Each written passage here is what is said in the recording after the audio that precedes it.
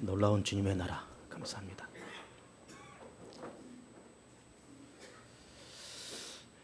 이제 제법 가을 기온이 물씬 드는 좋은 계절이 되었습니다.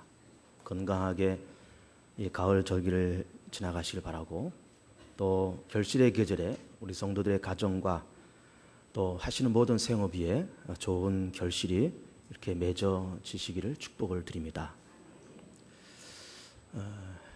우리는 세상을 살아가면서 우리는 거역할 수 없는 세상에 어떤 흐름이 존재한다라고 하는 것을 발견을 합니다.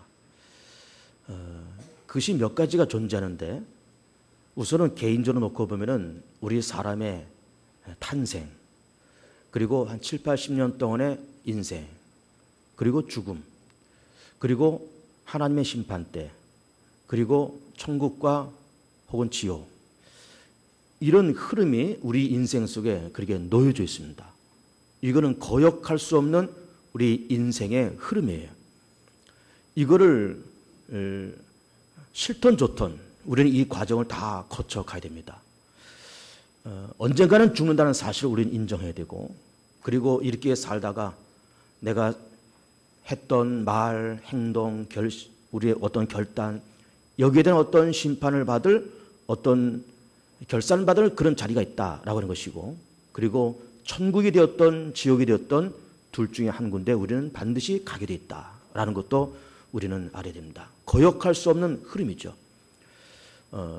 두 번째 또 거역할 수 없는 흐름이 뭔가 하면은, 그것은 하나님의 천지 창조와 그리고 세상의 종말입니다. 이 세상은 태초라는 그 시간이 있고, 그리고 종말이 있고, 알파가 있고 오메가 있고, 처음과 나중이 분명히 존재하는 겁니다.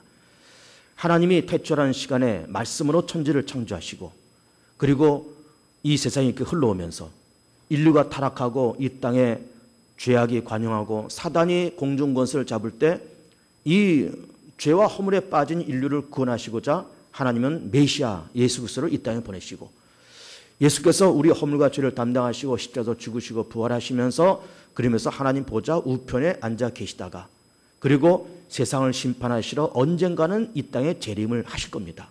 그 재림해서 사단을 영원히 끄지 않는 유황불에 집어던지고, 그리고 이제는 구원받을 사람들과 더불어서 새하늘과 새 땅을 만들어 가시는 그런 종말의 때가 분명히 존재하는 겁니다. 그러니까 태초라는 시간에서의 하나님의 창조, 인류의 타락, 예수 그리스도의 초림, 그리고 죽으심과 부활, 승천, 그리고 하나님 보좌 우편에서 앉아 계시다가 재림하시는 이 모든 시간도 거역할 수 없는 그런 시간인 거죠. 또 그런 흐름인 겁니다. 뿐만 아니라 우리는 거역할 수 없는 어떤 구조가 이 세상에 존재한다라는 것도 알 수가 있습니다. 하나님이 계시고, 그리고 피조물된 우리 자연과 인간이 존재하고, 그리고 이 모든 인류가 허물과 죄로 죽을 수밖에 없지만 독생자 예수를 통해서 하나님의 자녀가 된다는 이런 구조, 이런 구원의 진리, 이런 구원의 구조도 거역할 수 없는 그런 구조인 겁니다.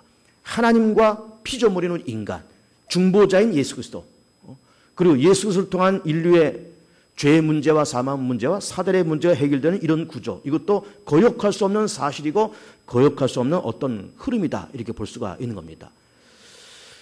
그러면서 우리는 이런 흐름을 얘기를 하면서, 그러면서 로마서를 우리가 이 근자에 보면서 로마서의 주제는 이신칭이다라는 말씀을 자꾸 드리고 있습니다. 이 말은 성경에 기록되어 있는 말은 아니지만 우리가 반드시 이해하고 이 단어를 꼭 기억할 필요가 있는 겁니다. 이신, 믿음으로 말미암아 칭의, 의롭다라고 일컬어진다, 의롭다라고 칭해진다 라고 하는 이런 이신칭의의 이런 귀한 진리를 우리는 로마서를 통해서 볼 수가 있는 거예요. 그리고 성경의 총 주제가 뭐냐라고 그럴 때, 죄에 빠진 인류를 예수 그리스도 안에서의 구원시키고자 하는 하나님의 의지, 예수 안에서의 인류 구원, 이것이 바로 성경의 큰 주제이기도 한 겁니다. 그러면서 우리는 거역할 수 없는 어떤 흐름이 존재한다, 거역할 수 없는 어떤 구조가 존재한다, 이렇게 보면서 그렇게 그런 하나님과 우리 인류, 창조주 하나님, 피조물인 우리 인간, 우리 인간이 죄와 사망에 빠졌을 때 예수를 통한 구원의 이런 구조가 있는데 이것이 믿음으로 된다, 이신칭이다, 이런 말씀을 계속 드리고 있는 겁니다. 그래서 우리는 로마서를 읽으면서 그렇게 이신칭이 믿음으로 말미암아 구원받고 믿음으로 의롭게 되는 그 적절한 예를 주전 2000년에 살았던 믿음의 조상인 아브라함을 통해서 그 예를 우리는 최근에 본 바가 있습니다.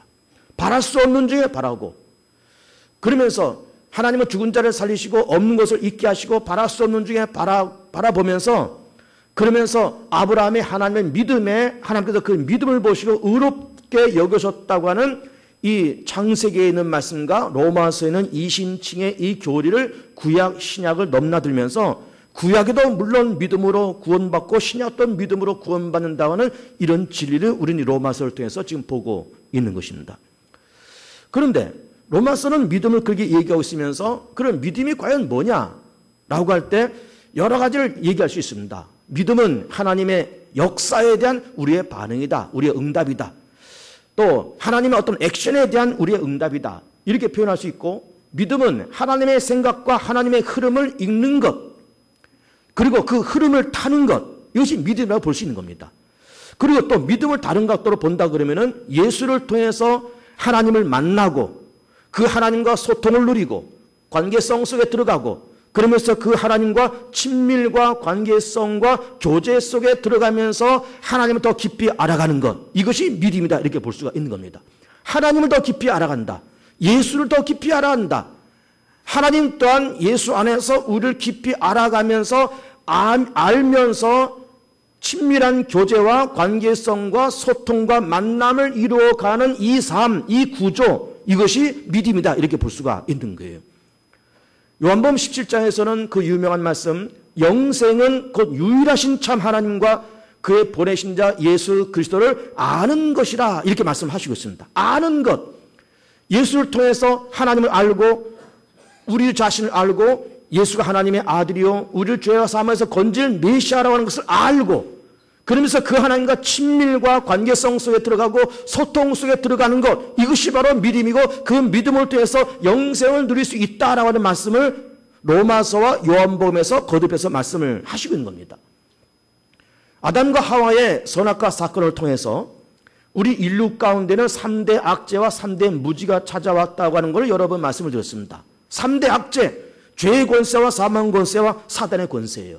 또 우리는 오늘 안다고 하는 이것을 바탕으로 해서 우리 인류 가운데 아담과 하와를 통해서 무지가 찾아왔다는 것을 또 얘기를 하려고 합니다. 우리 인류 가운데 3대 무지가 찾아왔다. 어떤 무지가 찾아왔는가? 창조주 하나님이 계시다는 것을 모르는 무지. 자기 자신이 피조물이라는 사실을 깨닫지 못하고 죄악 가운데 태어나서 무수한 죄를 지으면서 살아가고, 그리고 마지막에 이 죄로 인해서 죽을 수밖에 없고 내가 살아가면서 행했던 모든 행동과 말과 판단과 그렇게 살아갔던 모든 것에 대해서 심판받고 내가 말하고 생각하고 행동했던 것에 따라서 반드시 거기에 대한 응답이 있다고 하는 것을 모르는 무지, 하나님을 모르는 무지, 자기를 모르는 무지, 이렇게 살면서 찾아올 결과를 예측하지 못하는 그런 무지가 우리 인류 가운데 있더라 그 말이에요.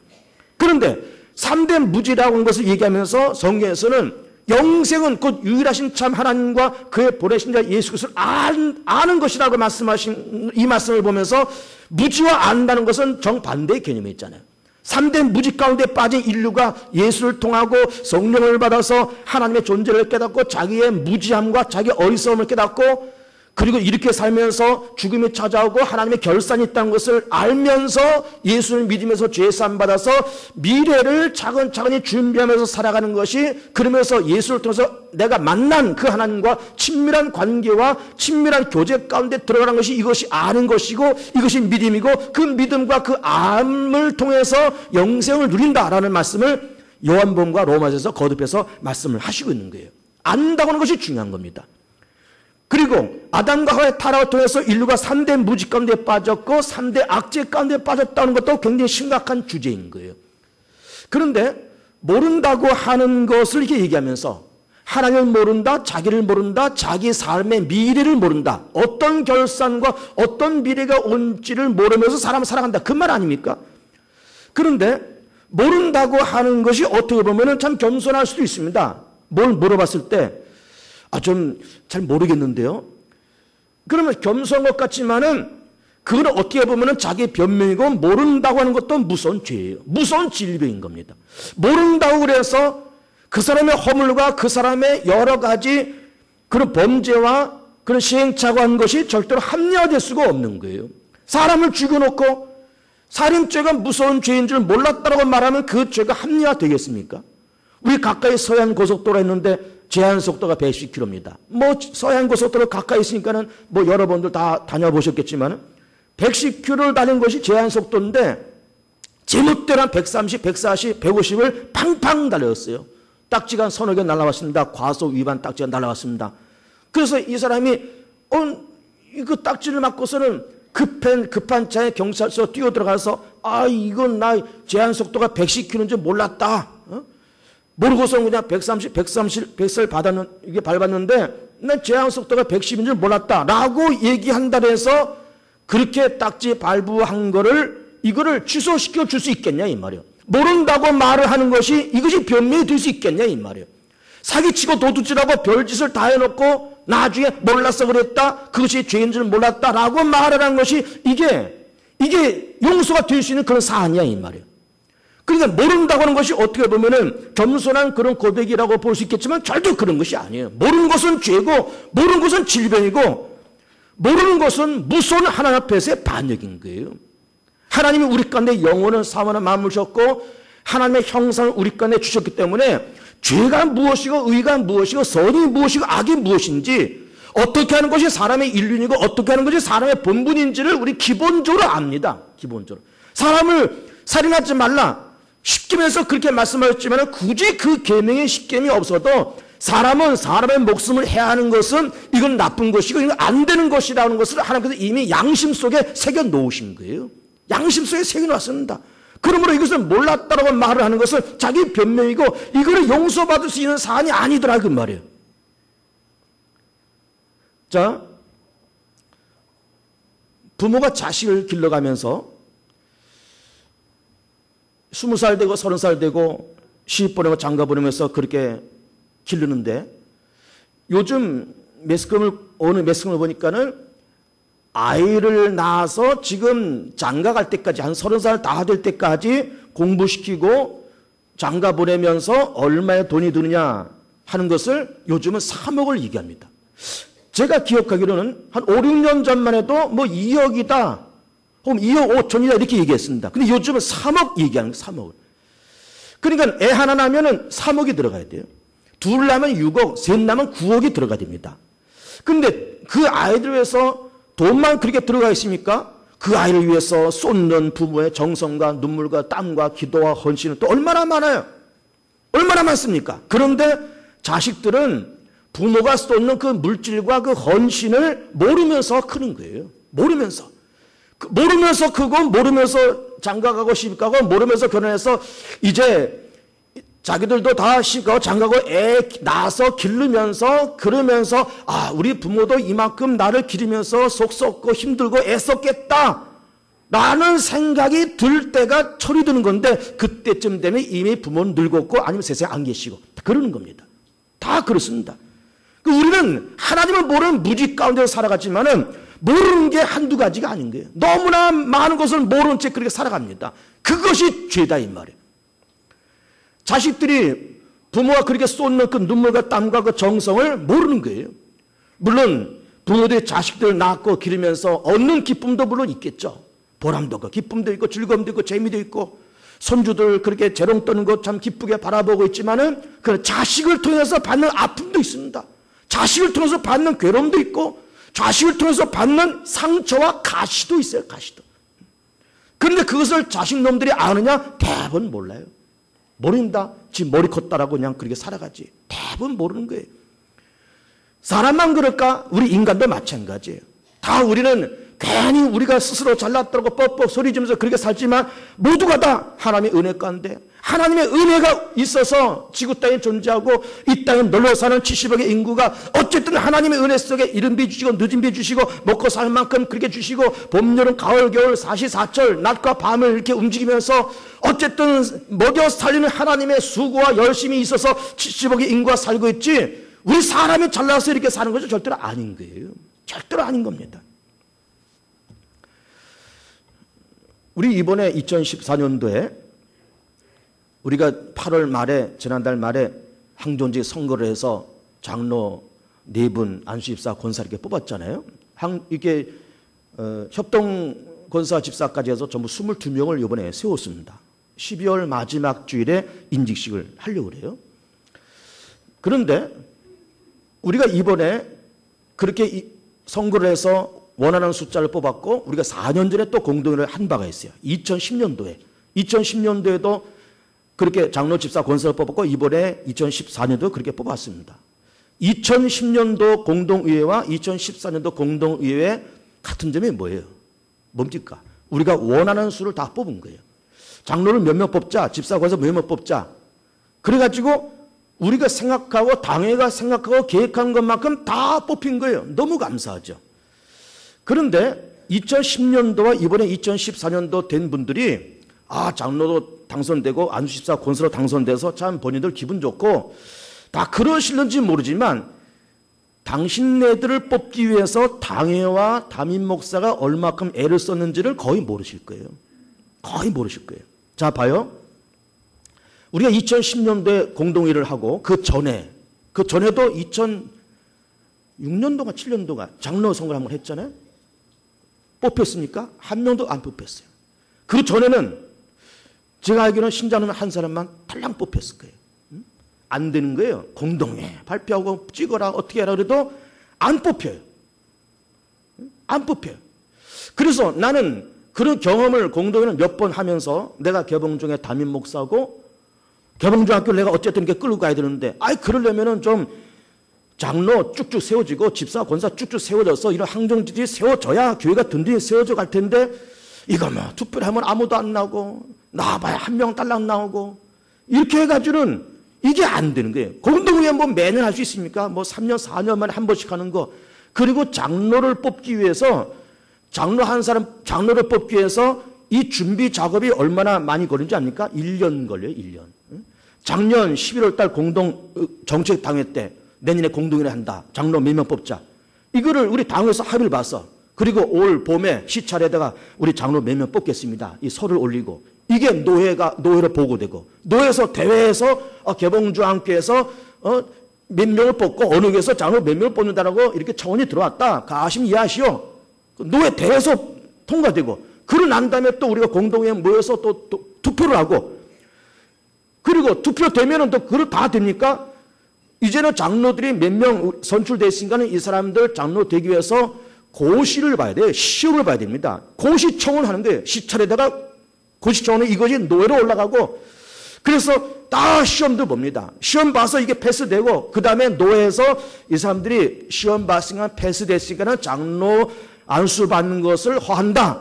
이게 떨어져야 노회를 지나고 나서 장로 인직이 가능한 거예요. 그러니까 이게 이 한 사이클 도는데 1년 걸려요. 1년. 그러니까 장로 세는 것이 만만치가 않습니다. 그래서 말씀드린 것처럼 이게 장로 세는 것도 어렵고 3, 4년마다 한 번씩 그렇게 해야 되는데 세울 때마다 안 되든지 아니면 한 명밖에 안 되든지 이렇게 돼가지고는 교회가 든든히 세울 수 없다고 생각해서 제가 사실은 우리 노회 안에 여러 교회들 다 다녀봤습니다. 그러면서 그 담임 목사님들 다 물어보고 여기서는 투표를 어떻게 하느냐 공동을 어떻게 하느냐 선거 규정 있으면 내놔봐라. 그래가지고 이걸 다 수합해서 우리 교회 문화에 맞게끔 다시 이걸 재편집해서 우리 당회에서 모여서 이걸 토의하고 우리 그래서 통과하고 그리고 이 선거 규정을 공동회에 열어서 선거 규정을 통과했어요.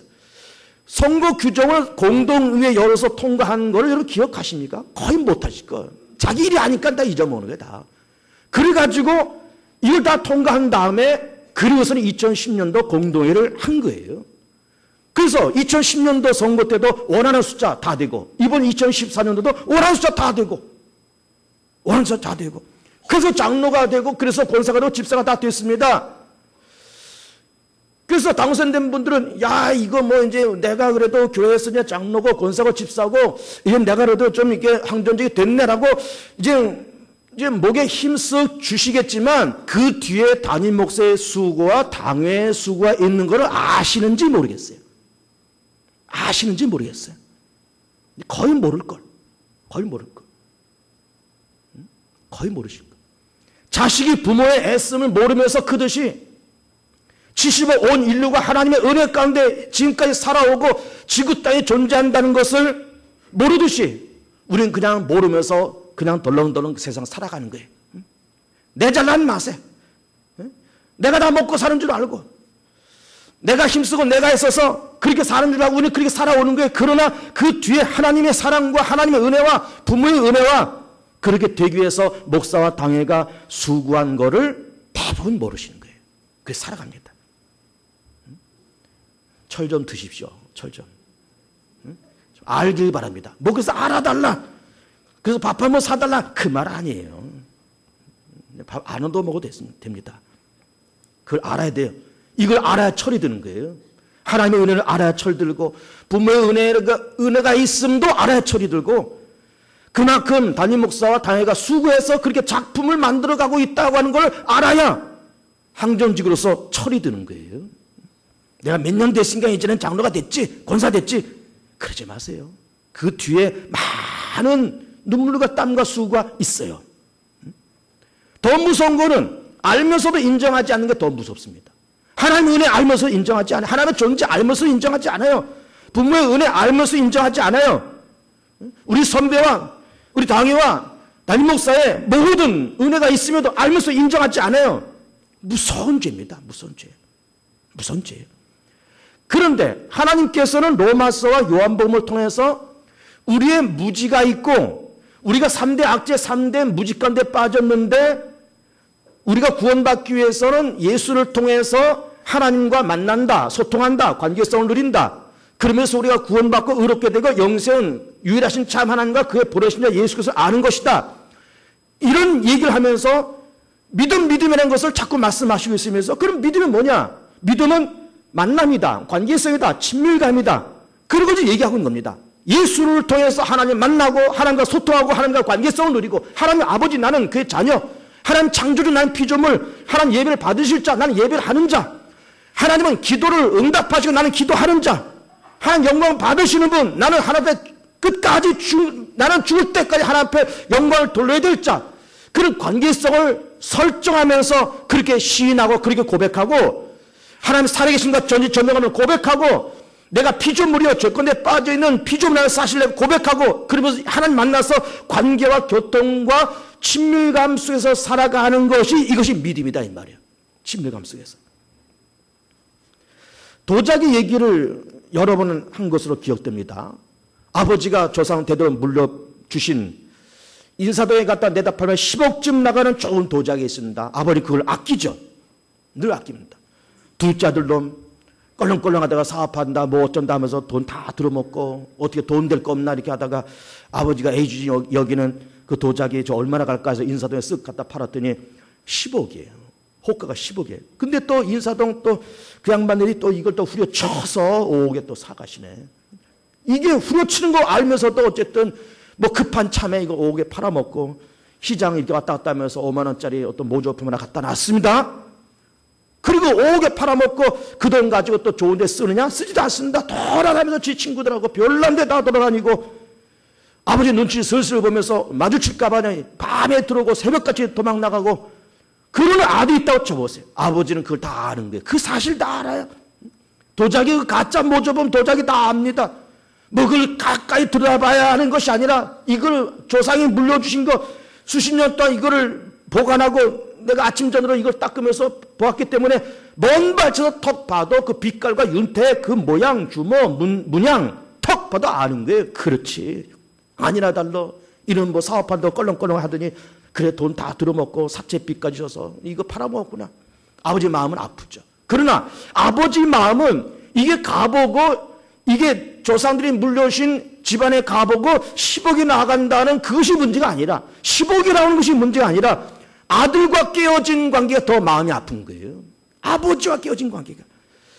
그 아들이 언젠가는 아버지 앞에 와서 일시실고 하고 아버지 내가 이만저만해서 아버지 재산 다 까먹고 그리고서는 이 도자기도 내가 팔아먹고 10억 나가는 건 내가 5억에 급한 김에 그냥 팔아먹고 그 돈도 다 날리고 아버지 정말 죽을 죄를 졌다라고 와서 무릎 꿇고 이실짓고 해서 아버지가 그 아들의 허물과 죄를 용서하고 깨어진 아버지와 아들의 관계가 다시 회복될 것을 아버지가 원하는 거지, 뭐 도자기 하나 잃어버렸다, 10억을 내가 손해봤다, 그것에 염두에 두는 아버지는 절대로 아닌 거예요.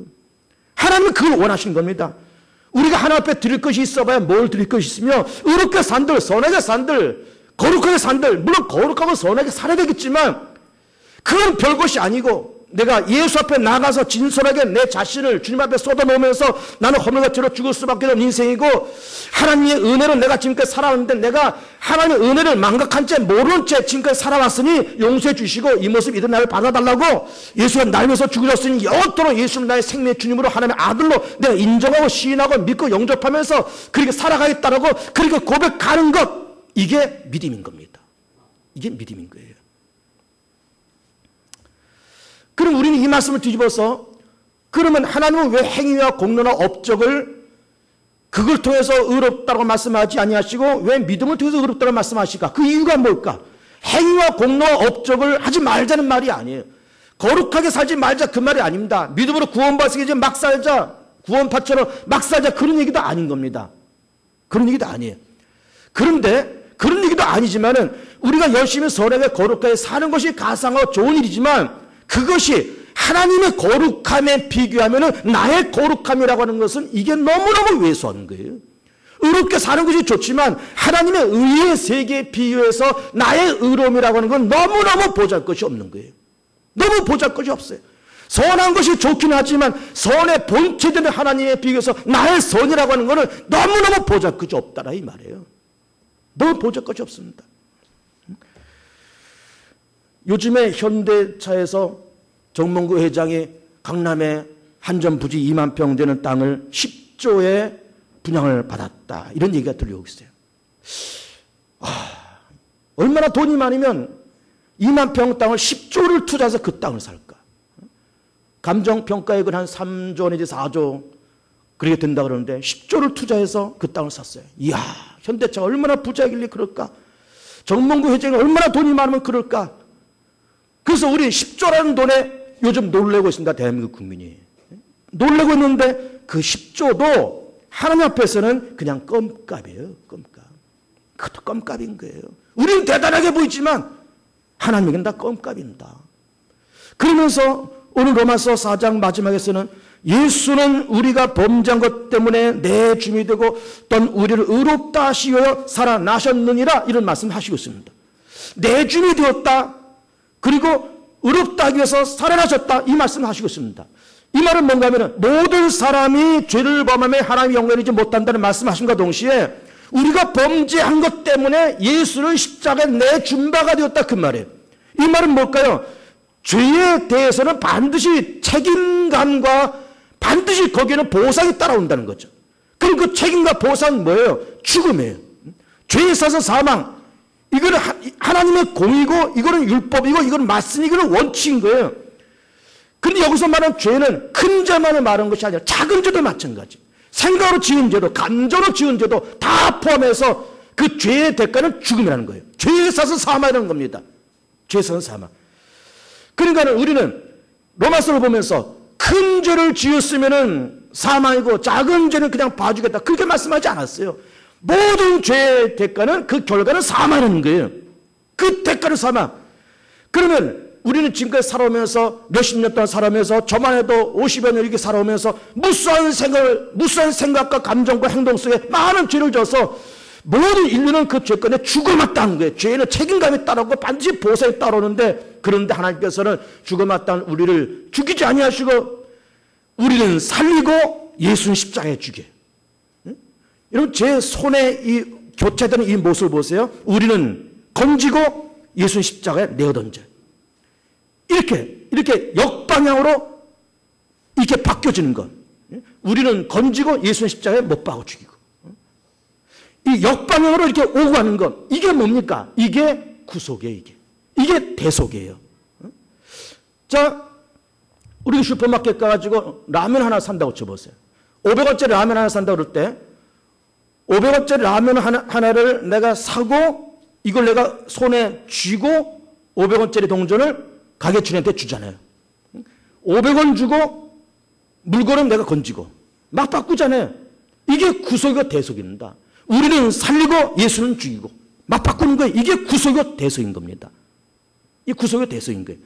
그러니까는 하나님의 사랑은 허물과 죄로 죽을 수밖에 없지만 우리 죄로 말미암아서 예수는 죽음에 내어던지고 우리는 건지고, 그리고 마지막 보면은 우리를 의롭다 하시기 위해 살아나셨느니라. 의롭다 하시고 살아나셨느니라. 그러면 우리 죄를 위해서 예수가 내어줌이 되어서 십자가에서 죽으셨으면 죽으신 것을 통해서 우리 죄는 해결됐지만 이제는 죄가 없어진 것으로만 끝나는 것이 아니라 이제는 의로운 사람으로까지 만들어 주겠다는 거예요. 이 말이 뭘까? 여러분, 마이너스라는 개념 압니까? 마이너스와 제로와 플러스의 개념 한번 생각해 보세요. 우리는 본래 마이너스 인생이에요. 허물과 죄로 죽어야 돼요. 범죄함으로 죽어야 됩니다. 근데 예수가 죽음을 통해서 우리는 마이너스에서 어디로 올라왔다는 거예요? 제로로 올라왔대요. 제로로. 근데 제로로만 끝나는 것이 아니라 우리 그 더해서 이제 플러스로 만들어 가시겠다는 거예요. 이제는 의로운 인생으로 만드시겠다는 거예요. 그래서 마이너스에서 제로로 올라오기 위해서 예수의 십자가에서 죽으시고, 또 제로에서 플러스로 올라가기 위해서 예수가 살아나셨다는 거예요. 의롭게 하기 위해서 살아나셨다는 거예요. 그러면 의가 또 뭐냐? 의는 두 가지 개념을 늘 생각하라 했죠. 용납과 수용. 전능하신 하나님께로부터 내가 수용되고 용납되고 천국이 존재한다 그러면 그 천국으로부터 내가 수용될 수 있는 그런 존재, 용납되고 수용될 수 있는 그런 존재. 근데 그렇게 용납되고 수용될 수 있는 그런 조건이 내게는 아무것도 없는데 부활하신 예수께서 내 옆에 와 계시면서 끊임없이 나를 위해서 변호를 해 주시더라 그 말이에요. 하나님 앞에서 우리 죄를 변호해 주시고 우리를 변호해 주시고 사단을 통해서 우리를 대변해 주시면서 이 사람은 이 사람의 허물과 죄를 위해서 내가 죽었으니 이 사람의 죄값을 위해서 내가 십자가에서 정리했으니 사단 너는 더 이상 이 사람을 건들지 마라. 그리고 하나님 앞에서는 이 사람의 허물과 죄를 위해서 내가 죽었으니 하나님 이 사람을 용서하시고 이 사람의 죄를 묻지 마시고 당신의 아들로 천국 백성으로 의로운 백성으로 받아달라고 하나님 앞에서는 변호하고 사단은 대적하고 그러면서 우리를 의롭다 하시면서 살아나셨느니라라고 성경에서 그렇게 말씀을 하시고 있는 겁니다. 믿기를 축복합니다. 성경의 진리잖아요. 마이너스 인생에서 제로에서 플러스로, 마이너스에서 제로로 올라오기 위해서 예수가 죽으시고 제로에서 플러스로 올라가기 위해서 예수께서 살아나셔서 사단은 대적하고 하나님 앞에 우리를 변호해 가시는 하나님의 아들 메시아 예수 그리스도를 통해서 영원히 잘되고 범사가 되고 강건해지고 예수를 통해서 하나님의 거룩한 손이 임하시며 복이 더해지고 삶의 질이 넓혀지고 환에서 벗어난 근심이 없는 복된 삶 되시는 여러분들 귀한 삶 되시기를 축복하며 축원을 드립니다. 우리 합심해서 같이 기도하겠습니다. 주 한번 외치고 주님 우리 함께 해줘서 예수를 통해서 의로움의 길 예수를 통해서 생명의 길을 걷게 해달라고 우리 합심해서 같이 1분